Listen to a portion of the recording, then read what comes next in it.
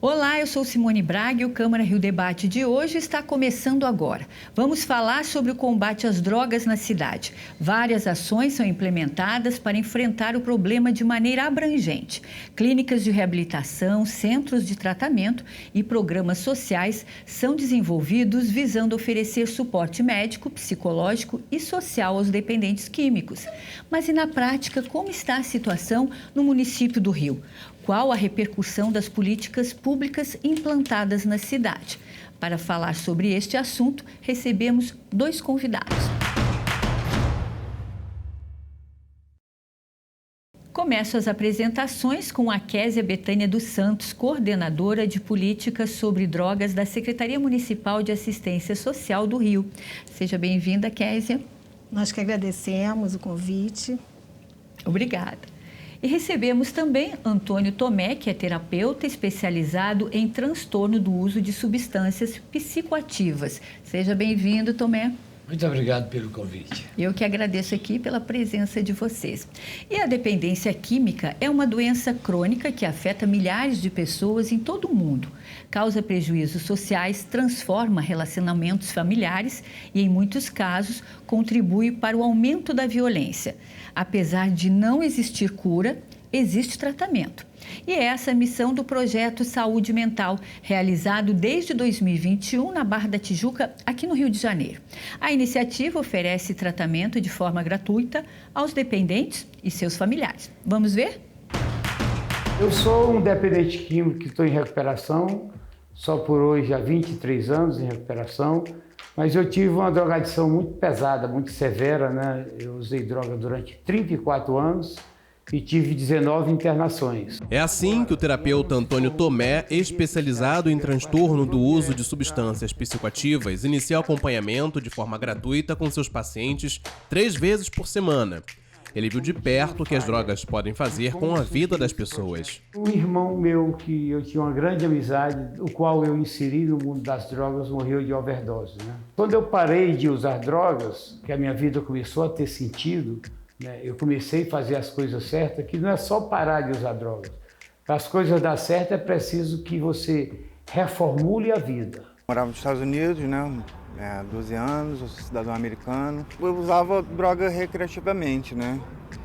Até que eu me envolvi com uma americana que era barra pesadíssima. Ela era viciada em heroína, crystal meth, cocaína. Tudo que você possa imaginar. Hoje a gente sabe que um dependente químico ele consegue adoecer 9 pessoas ao seu redor. Porque as pessoas se envolvem com a doença dele, com a preocupação, com a dependência, com a facilitação, com o sofrimento. É aqui na Câmara Comunitária da Barra que a Med Levison, através do programa Saúde Mental, atende 269 pacientes.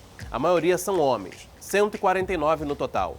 E a droga mais consumida é a cocaína, seguida pelo álcool, que tem 42 pacientes buscando ajuda para se livrar da doença, que causa agressividade e também bastante irritabilidade. Comecei em 2021, logo no início do projeto. Fiquei aí com o seu Tomé por mais de um ano. Desse início que eu comecei foi a salvação. Estava precisando mesmo de uma orientação, um suporte, uma assistência, e foi da melhor forma que aconteceu. Tomé, começando aqui o nosso debate hoje, eu queria que você falasse aí pra gente um pouco mais do projeto social que a gente acabou de ver, né, que foi criado por você. Fala um pouquinho pra gente. Bem, eu sou o Antônio Tomé, eu também sou um dependente químico em recuperação e não uso substâncias há 22 anos. Hoje eu tenho uma nova maneira de viver, né? E levado por essa minha nova maneira de viver, eu fui trabalhar com dependência química, né? Eu comecei a ser procurado por pessoas que antigamente evitavam que eu andasse com os familiares dele. Comecei a ser procurado e isso foi fazendo com que eu tivesse a vontade de me especializar, me preparar para ajudar melhor essas pessoas. E assim eu fiz há 18 anos atrás um curso de conselheiro para começar a minha vida. E fui trabalhar numa clínica de psiquiatria, onde eu trabalhei 17 anos nessa clínica. E durante esses 17 anos eu não parei de estudar e de me especializar em dependência química, e isso virou um grande meta na minha vida, né? Ajudar, né? E depois desses 17 anos trabalhando com dependência química, eu saí da clínica onde trabalhei e fui procurado por uma grande empresa do ramo médico hospitalar para que eu fizesse um trabalho de uma forma gratuita. Eu tinha consultório particular e a empresa me perguntou o preço que eu cobrava na consulta e terminou por me contratar para atender pessoas que não tinham aquela possibilidade de pagar um bom tratamento, de ter um bom tratamento, né? E essa empresa que me contratou só exigiu qualidade no tratamento. Que é hoje que você tem isso no seu projeto. É. O tratamento é de muita qualidade, é terapia, 1 hora de terapia. Então, o meu trabalho do projeto Saúde Mental, ele é na família, no paciente e na família. No paciente e na família. E já tem dado bons resultados, né? A gente vai falar sobre esses resultados depois que eu conversar aqui com a Kézia. Kézia, em relação ao trabalho realizado pela prefeitura, né? No grupo aí que você coordena também. Então, eu falo de outro espaço diferente, né? Do Tomé, é o espaço da assistência social, mas tão importante como qualquer outra política pública ou qualquer outro trabalho que se soma, né, a esse trabalho intersetorial. A assistência, ela é uma política pública que oferta serviços, né, da socioassistencial preconizados na Política Nacional de Assistência e o SUAS, né, o Serviço Único de Assistência Social, e trabalha com vulneráveis, trabalha com famílias, trabalha com indivíduos em situação de vulnerabilidade social. E a droga se inclui nessa questão da vulnerabilidade social.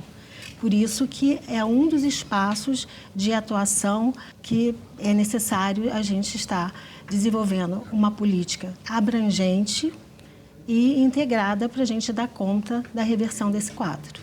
Sim, é um trabalho constante, né?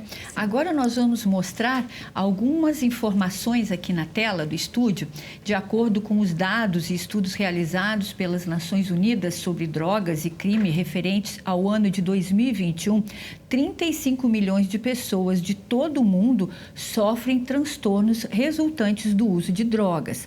Os relatórios ainda avaliam que a pandemia potencializou os riscos de dependência, né? Então, a gente está vendo aí esses dados e essa questão também da pandemia. Tomé, você sentiu isso também lá no seu trabalho, porque você ainda estava, acho, na clínica, né?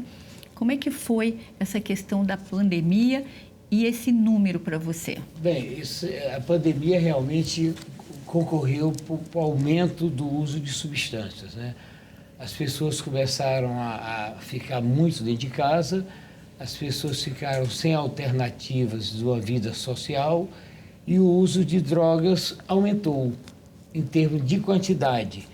E as internações não pararam durante a pandemia, né? Durante a pandemia a gente teve muito cuidado na relação da alta para evitar que morressem pessoas devido ao uso de substâncias, recaídas, né? E o risco do Covid.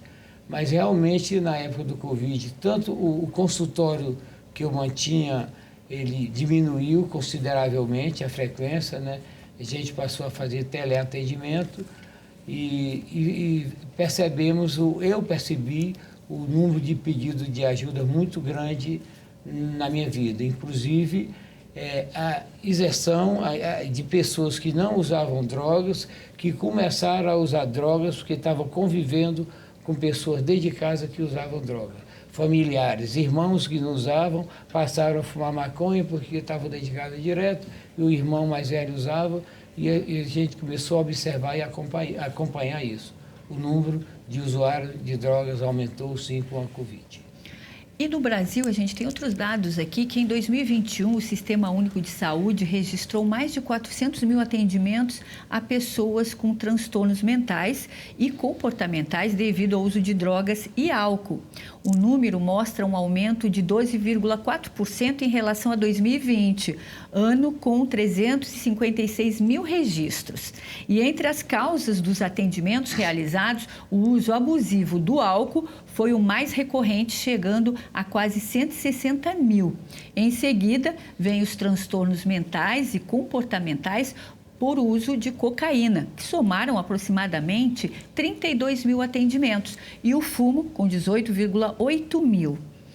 Késia, a gente vendo esses dados aí na questão do álcool, a cocaína e o fumo, como é que vocês realizam esse trabalho social e em relação, né, a esse uso aí do álcool, da cocaína e do fumo? Como é que é essa abordagem? A gente percebe o aumento desse número, né, nos diversos atendimentos da Secretaria. Seja na proteção básica, que é o atendimento feito pelos CRAs.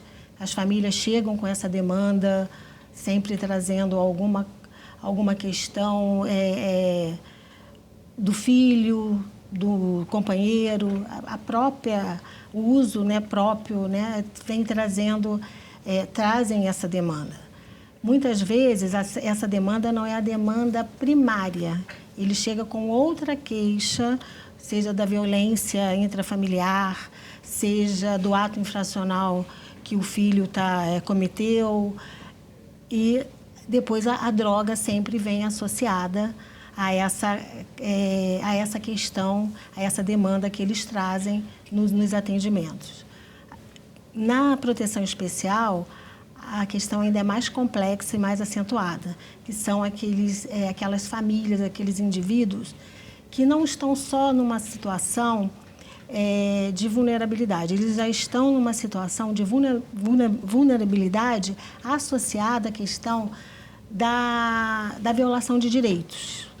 São os casos mais complexos da assistência, até chegar à questão da população de rua. Então, hoje a gente detecta nesses 3 atendimentos, nessas 3 instâncias de atendimento, o aumento da questão da droga. E cada vez mais complexa, com drogas novas, com situações ainda mais difíceis, né, de apresentar uma alternativa ou uma reversão desse quadro. Com certeza, e a toda hora, como você falou, aparecendo e surgindo drogas novas. Mas nós vamos para um breve intervalo agora e já voltamos.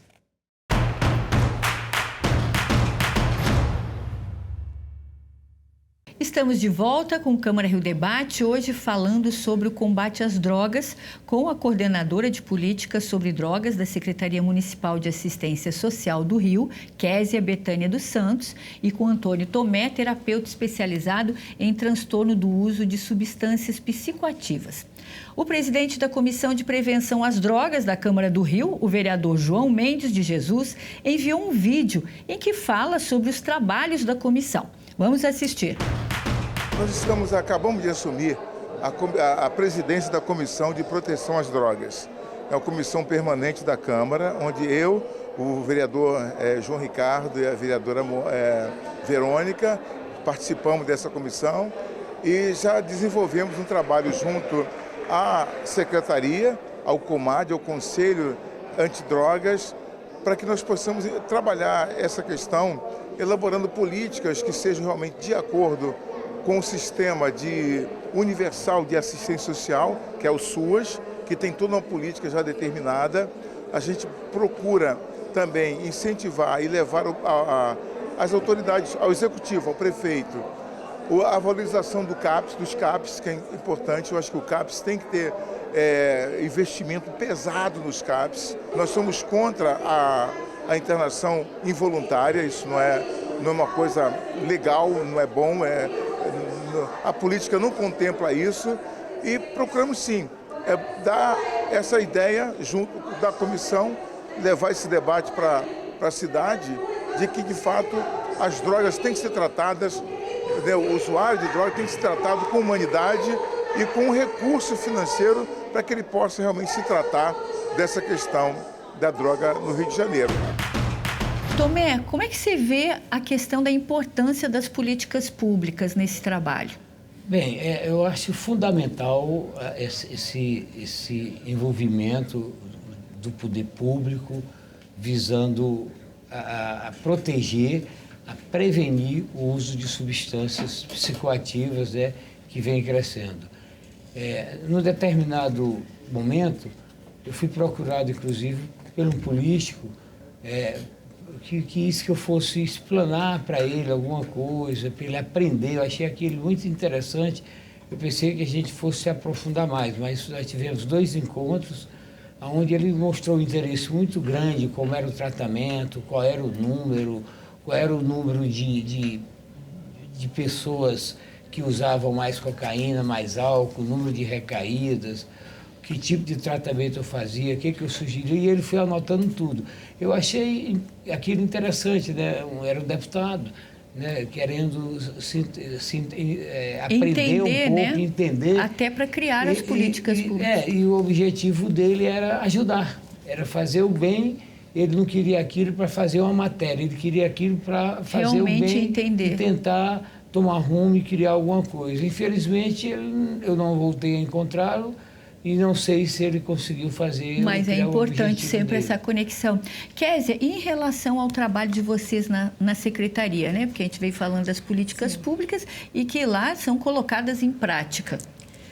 A CPD, a Coordenadoria de Políticas sobre Drogas, ela é da estrutura da Secretaria Municipal de Assistência. Ela retornou, ela já tinha sido da estrutura e retorna com o início da gestão do atual prefeito, né, janeiro de 2021, compreendendo que em todos os setores necessita de ter atuação voltada para o enfrentamento das drogas no município, de acordo com a competência de cada secretaria.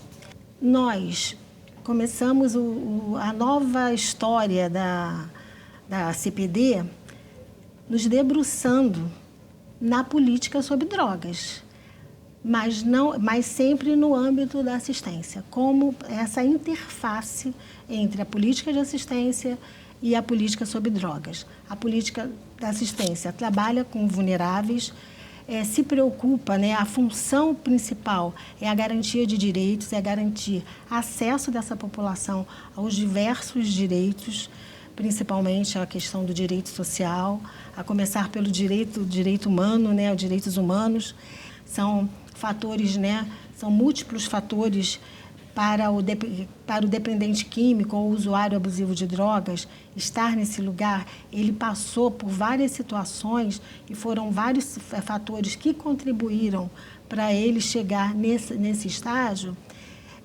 A gente tem que trabalhar em conjunto, porque a reversão desse quadro ela se dá justamente através das diversas ações dos diversos setores. Dentro da assistência, a gente elegeu 3 eixos. O eixo de gestão da política, no âmbito da assistência social, onde é o setor, o eixo de planejamento. É onde a gente pensa a realidade social, onde a gente se embasa, né, tem o embasamento das evidências, onde a gente faz o diagnóstico e pensa as ações de intervenção. O que a gente vai desenvolver dentro do viés da assistência no município do Rio de Janeiro e descentralizar essas ações pelas 10 coordenadorias de assistência social e pelos diversos equipamentos da cidade. Na área de gestão, a gente identificou que é um pouco o que a gente está fazendo aqui, a questão do debate. A gente tinha que promover o debate porque a droga ainda tem um estigma muito grande, um preconceito de tratar, né, desse assunto. A gente costuma dizer que é a doença da negação, né? Todo mundo nega a droga, o usuário nega a droga, o Tomé pode falar até melhor depois. A família nega toda essa situação e muitas vezes o profissional, que também tem uma sobrecarga de trabalho na sua demanda principal, muitas vezes ele tem, não digo dificuldade, mas prefere, não prioriza esse debate, Sim, não prioriza. E acaba deixando passar. Agora eu vou fazer uma pergunta aqui para vocês, que é o assunto do momento, está sendo muito debatido, que é a questão da internação compulsória. Tomé, como é que você observa isso com os anos de trabalho que você tem? Bem, a internação compulsória funciona, né? Ao contrário de que muitas pessoas acham que existia assim, um paradigma que para entrar em recuperação o paciente ou o dependente tem que querer. Isso não é uma verdade, tá? Por isso que entra a internação compulsória, a internação involuntária, né? Eu mesmo passei por 3 internações involuntárias na minha vida, né? E que naquele momento eu tenho certeza que quando a minha família interviu e que me internou de forma involuntária, salvou minha vida. Eu estava correndo alto risco de vida. E o que eu percebo na internação compulsória, o resultado é muito positivo, ao contrário do que as pessoas acham que não funciona. Tudo bem que é complicado, é uma pessoa, está na ambulância, levar, etc., né? O paciente não quer. Eu já tive pacientes que diziam: quem tem que estar aqui é meu pai, que bebe uísque todo dia. Agora chama a ambulância para mim, me interna de forma compulsória, involuntária. Mas essa internação, ela traz o resultado, cresceu muito o resultado dos pacientes que entravam em abstinência realmente através da internação compulsória, porque ela tira o direito do paciente de desistir do tratamento, que boa parte dos pacientes se dão alta, pede para sair, inventam conversa para a família, que é maltratada, etc., a família retira, né? E a internação compulsória, ela tira esse direito do paciente, o tempo é maior, o paciente que está mesmo em negação, como a colega falou, que está em negação, ele sai desse processo da negação, entra no processo da aceitação e vai até a rendição e entra em recuperação. Então, a internação compulsória é de grande valia. Como é que você vê, Késia, nesse momento, a internação compulsória? Eu posso falar da necessidade de a gente ter um cardápio, né, de ofertas, de alternativas para tratar essa questão que é multifacetada. Não sei se o nome deveria ser internação compulsória, mas a gente precisa de prevenção, a gente precisa de tratamento, é necessário, super necessário. Precisa de programas sociais? Sim. A repressão às drogas, ela se faz necessária, desde que não fira os direitos humanos e se sobreponha à saúde, também é necessária. A internação compulsória, a lei ela é clara, ela só vai acontecer nos casos onde a autoridade médica define por esse tipo de atendimento, por essa modalidade de atendimento. E é notório que algumas situações necessitam de uma proteção integral, necessita de algo que vá, naquele momento, estar protegendo a vida do indivíduo. Então, nesses casos, e que seja feita, como a lei preconiza, a determinação, o laudo médico da autoridade médica, que é o especialista para dar conta disso, eu vejo super importante. Vocês acham que as campanhas, elas funcionam, têm que ser intensificadas? Sim, elas funcionam e têm que ser intensificadas. Funcionam e têm que ser intensificadas. Eu até gostaria de falar da nossa campanha assistência social. Uma das nossas frentes de trabalho é a campanha municipal de prevenção e cuidado sobre drogas, que é Você no Controle, Pega a Visão. Vários profissionais se reuniram para pensar uma campanha que não só bastava levar informação. Informação tem bastante. É levar uma informação qualificada, com embasamento lá da realidade social, que dialogasse com o nosso público. Esse nome, ele tem... nós demos esse nome em função da compreensão que o sujeito ele tem que estar no controle, ele tem que ter condições de estar no controle do seu uso abusivo ou do seu uso recreativo. Não adianta a gente determinar o que ele vai fazer. Não é uma frase, não use drogas, ou outras frases já tão usadas, né, utilizadas aí pela mídia, que faz o indivíduo reverter essa situação. A campanha é para toda a sociedade, mas o foco maior é a juventude. Tá ok. Olha, eu agradeço muito a presença de vocês, né? Não sei se Tomé queria completar, só essa falinha curtinha de terminar. Eu queria completar, assim, essa campanha nosso projeto, o Projeto Saúde Mental, foi uma campanha não pública de saúde, foi uma campanha privada de saúde, né, apoiado por uma empresa. Mas que a gente teve um resultado muito grande, né, de uma forma gratuita, né.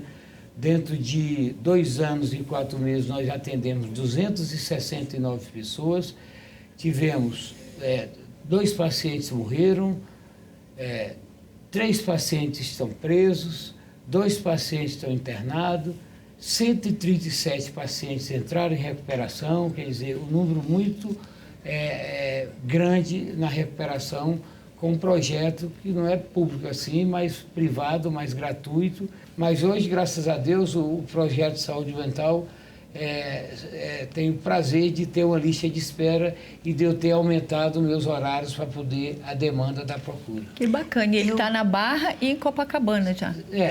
Entendeu? Na Barra e em Copacabana. Eu queria só complementar com um projeto que é super importante para a cidade do Rio de Janeiro, e foi pensado para a cidade do Rio de Janeiro, e quando ele foi pensado, ele é um projeto financiado pelo governo federal, e a coordenação do governo federal, ele ainda citou que se desse certo no Rio de Janeiro, se tivesse êxito, seria referência nacional. Ele tem 1 ano, a gente concluiu ele agora em novembro, e ele já está sendo referência nacional. E a gente já conseguiu uma ampliação desse projeto. É um projeto voltado para a juventude em extremo risco. É o Tô de Boa, que agora tem outro nome, Pronaice Juventude, Tô de Boa, Rio de Janeiro. É um projeto que, como eu falei, ele trabalha com jovens em situação de extremo risco, das moradores, né, das comunidades com alto índice de violência. Ele foi desenvolvido, né, o piloto foi desenvolvido nas comunidades da Pedreira e do Chapadão, escolhida justamente pela questão da vulnerabilidade em todos os sentidos, mas principalmente pela questão da criminalidade e a questão da violência como um todo.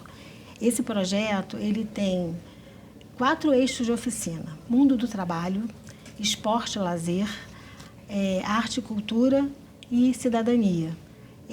Todas essas oficinas, elas funcionam, o jovem ele participa no contraturno durante toda a semana.